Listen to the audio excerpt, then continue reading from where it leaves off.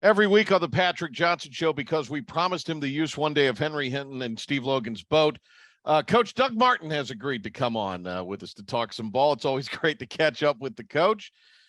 Coach, I'll just say this. Living at the beach and fishing, I think it's a good look for you, by the way.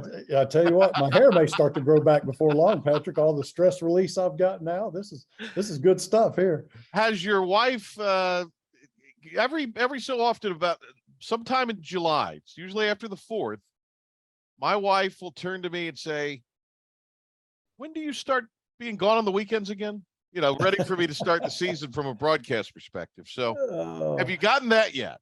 Not yet. She's been pretty good with me so far. Yeah, she used to. I know every year somewhere early in July, she'd say, boy, you got that football look in your eye. I know you're not even listening to me. So I haven't heard that this year. That's been kind of nice that we get to communicate a little bit more. There you go. Well, look, Pirates have a huge game this week. Let's before we dive into that, let's do a little postmortem on the game at Tulane. Look, you've been there before, where you go somewhere like a Tulane or a UAB or just anywhere, but also where you've been as a head coach. You go on the road, there's nobody there. You got to create your own energy. I don't know if that was necessarily the case, but it just seems like every year there's that one game historically. Everybody has them, but ECU typically has them at a place like Tulane or UAB where there's not a big crowd there. You know, even if the opponent is pretty representative, you just don't hit on all cylinders. I don't know what it is. If that's just a coincidence or what, but it just seems like you are going to have that one game a year where nothing is really going to go your way. And that's kind of what it seemed like to me happened last Saturday. Well, you know, there's a lot to that. There's some places that are just hard to play because there is no enthusiasm and you have to bring your own emotion. You know, the game when I was coaching at East Carolina, UAB was that game because they played Legion Field and there was 80,000 seats and there was 10,000 people there. And, you know, it was difficult. I know Tulane, the students weren't there, I don't think, last week. And so it was kind of a dead stadium. But, you know, you've got to prepare for that going in and know that that's going on and then handle it. But it can be difficult sometimes. There's no question. Well, and look, Tulane's good. It's a good football team. Yep, they are. They are. You can't make a lot of mistakes against a team like that. No, you can't. And I tell you, I really thought East Carolina defensively, they're not going to be able to play much better than that. I mean, Tulane was hitting on all cylinders offensively. Their quarterback had a great day, but they still held them to 24 points. Yeah. I mean, you know, if you hold somebody to 24 points, like you and I've talked before, you know, you got to win that game. You've got to score points on offense and win the football game. And I just think, you know, East Carolina's inability to score, which was related a lot to their passing game. I think, you know, they only averaged 5.5 yards per attempt, which is really low. I think they got to get better at throwing the ball down the field and attacking people a little bit more that way. And it can't just be screens and nakeds and those type of things if you're going to score the points that you got to score. And then in the red zone, we talked about that being important for this game. I think they were 0 for 2 on touchdown opportunities in the red zone. And, you know, when you get down there, you've got to score. So I think it just comes down to whatever their philosophy is offensively. You know, I'm not in their meetings. I don't know what that is, but they've got to get points on the board. That's the biggest thing right now. They're just not scoring enough points to win in those type of games. We got Coach Doug Martin with us. I like the pace at the beginning of the game for ECU on offense. They were really running at a good pace in the first quarter. Then they had that long Tulane drive where they saw the green wave march down the field, and it just seemed like after that, the ECU offense could never get back in that gear that they had early on. Yeah, and it's just making the critical play at critical times. You know, one of the biggest things for a quarterback is you've got to make your play caller dangerous. You know, and by that, I mean, you know, your play caller can't be worried about you turning the ball over or you making a mistake. He's got to feel confidence in you. And, you know, I think that's where Ayler's got to play a little bit better. The first interception they threw in the red zone down there, that was a great call. That post route was wide open. If it's thrown on time, that's a touchdown. And so, you know, that's where, you know, those two guys got to work together, coordinator, quarterback coach. You got to make sure you're all on the same page, but you can't make a better call than that now. I mean, they had a touchdown sitting right there, but you got to make those plays. And that was the difference. Tulane's quarterback, he was making those plays, right? I mean, they caught some great 50-50 balls. He threw some really nice balls in there that probably hasn't before. And, yeah, every week it comes down to, you know, your quarterback's got to play well. You know, Steve Logan was not a big advocate on finishing a drive with a field goal. And I understand philosophically what he's saying, but I think you do have to finish with some kind of points in the kicking game. If that can be a weapon, that's an asset. Right now for the Pirates, that's a little bit of a dicey situation. You've dealt with kickers who, be it an operational thing, be it a confidence thing, be it whatever, have had struggles. So how do you coach through that? It's a great question. And we all have coaches. You've dealt with kickers that it gets in their mind, it gets in their head, and they have trouble dealing with, just the confidence level.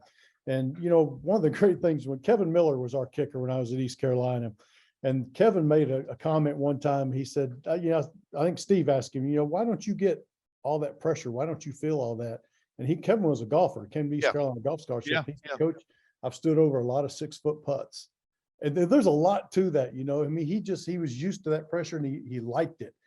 Some kickers don't, and I think right now it's just their kicker kind of needs a mental break. He's a great kid, I'm sure, and he was a great kicker last year.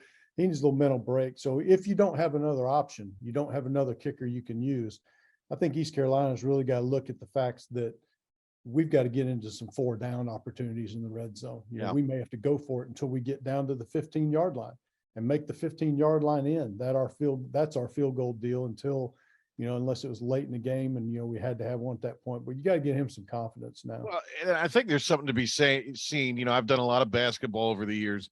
If it's not falling for them, they need to maybe go and it's a layup, or they got to get fouled and they got to see it go in from 15 feet. Same thing with the guy trying to score in golf. You maybe need to see that putt roll in, even if it's a short putt, just to get going sometime. Exactly. And then these are tough things for an offensive coordinator, because now I think what you got to do is to find out, where is he the most comfortable kicking the ball from? Is it the left hash? Is it the right hash?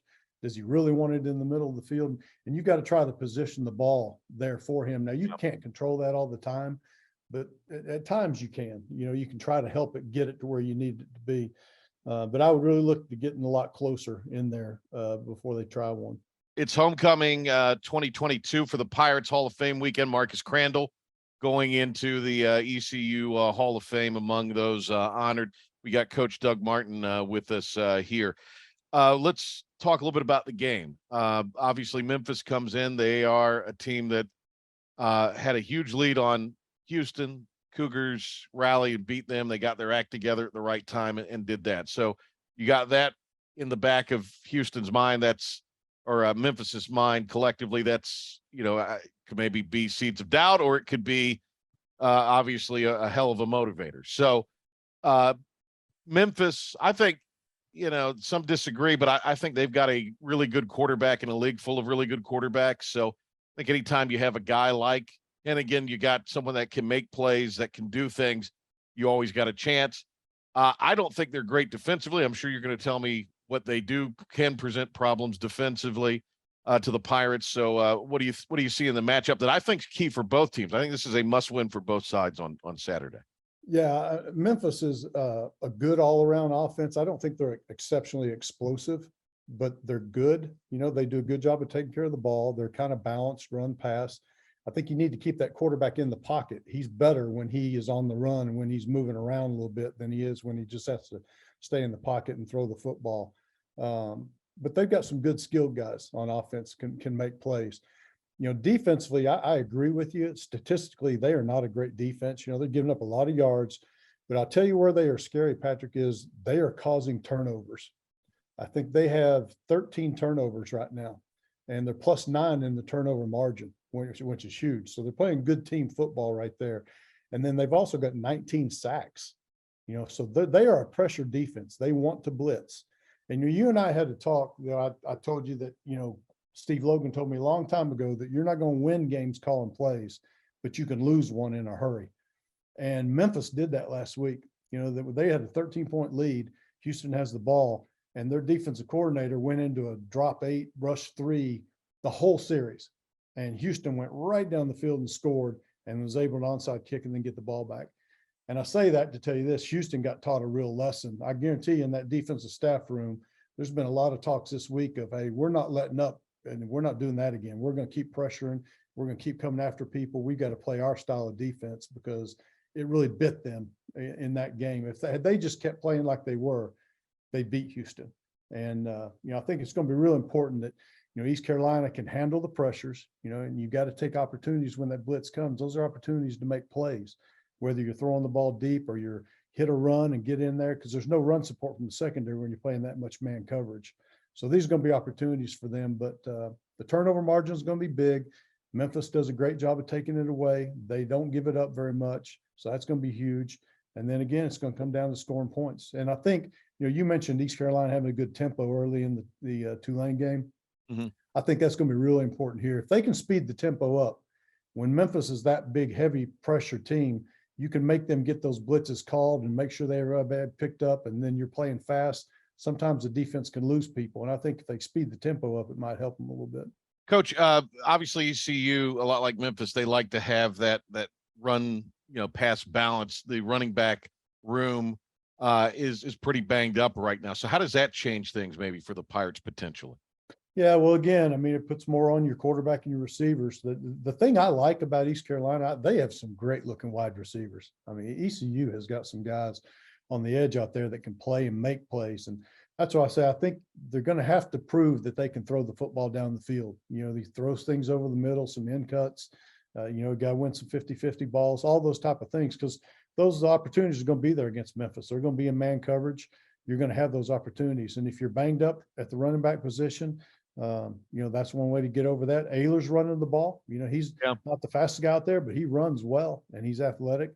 So him being able to do that. And again, people playing man coverage, there's nobody spying on the quarterback if he does break through the pocket and go. So I think that'd be another positive for East Carolina if they can get that done. We had Marcus Crandall, who's going into the Hall of Fame when he kind of returned to Eastern North Carolina before he got into coaching. He was with us on the radio for a year or two. You had obviously a chance to work with Marcus at ECU. So what are some fond memories on that of Marcus Crandall's time? Oh man, I tell you what, he was one of the best quarterbacks I've ever been around, Patrick. And I tell you what, he had a great ability to anticipate throws. Some quarterbacks have to wait till a receiver comes open, then they can throw it. The great ones anticipate people coming open.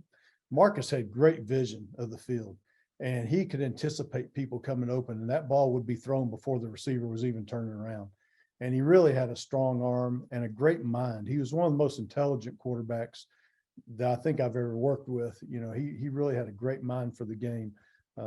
He was fun to be around. He was a great one. If he had height, and he'll hate me for saying this, he's 5'11". He'll say he's 6'2". He's 5'11". But if Marcus was 6'2", he had been playing in the NFL. There's no doubt. He just didn't get that opportunity because of his height. But exceptionally quick release too was one of the things with Marcus. And boy, I tell you what, we won a lot of football games just because of him. Yeah, he played bigger than 5'11". That's and like I say, he had a great feel for the game. He knew when to run. He knew when to scramble to throw. He was great taking care of the ball. And he was what I was talking to you about. He made you a dangerous play caller, because 3rd and 3, you could dial up any play you want. And if it wasn't there, he would run it or he would check it down and throw it to somebody to get the first down. Yeah. But you could have total trust in him. And that's what makes you good. Wolfpack are without Devin Leary, presumably for the Syracuse game, presumably for the game after that, which I'm not going to pretend to know the state schedule, but then they've got a little over 3 weeks maybe for Devin Leary to be ready for the Wake game. How much does Leary being out change things for the Wolfpack? And what do you make of the state comeback against FSU with Leary out?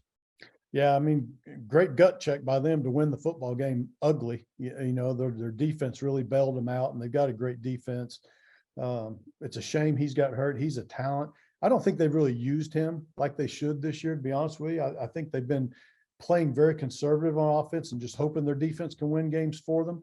And I've always been the mindset, if you have a really good defense, you can play even more aggressive on offense. Right. Because the defense is going to bail you out if you make a mistake. But that's how you score points and help them in big games like that. So, I think they kind of didn't take the opportunities to use him better than what they did. Syracuse is a tough place to play. You talked about Tulane being tough. Syracuse is tough just on the other spectrum. It is loud in that dome. You can't hear yourself think. It's a great atmosphere, but it is a tough place to play. It's a tough trip and it's a tough place to play. So that's going to be a rough game for state without him. Yeah. Looking here at the Wolfpack schedule. So they would have Syracuse and then Virginia Tech on a Thursday. So then November 5th is the game between Wake and State in Raleigh. Duke, Carolina this weekend, and the Blue Devils are coming off a loss. But UNC, look, they've lost one game.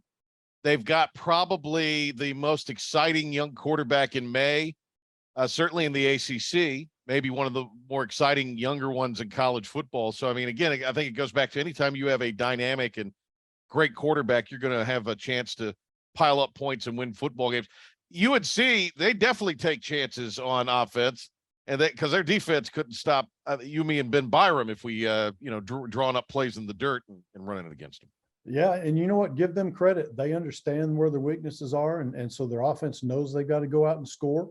But that's really across the country right now. I mean, you really have to score points in today's college game if you're going to win. No matter how good your defense is. You know, Nick Saban is a defensive guy, has been forever, right? But even he understood that the game was changing. And you look where his offenses used to be and what they are now, totally 100% different.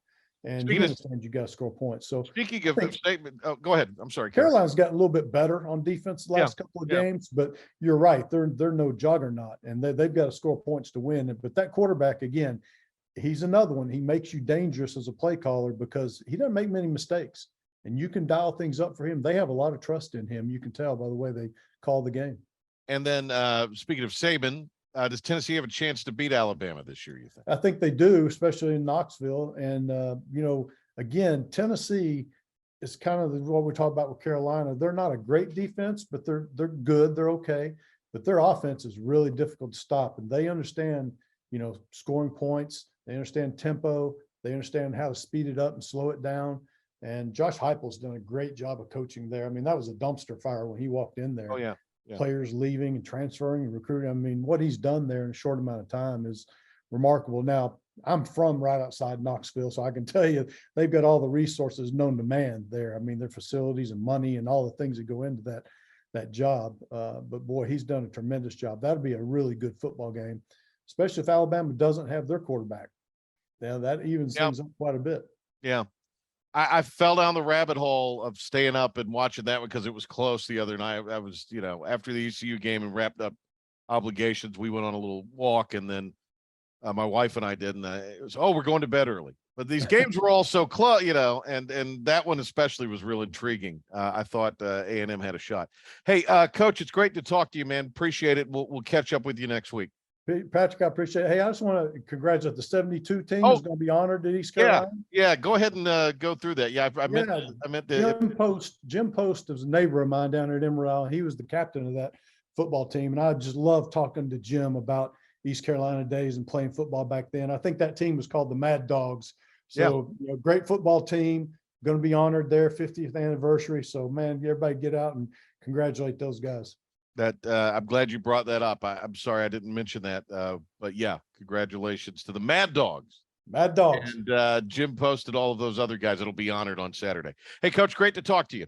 Okay, Patrick, take care, buddy.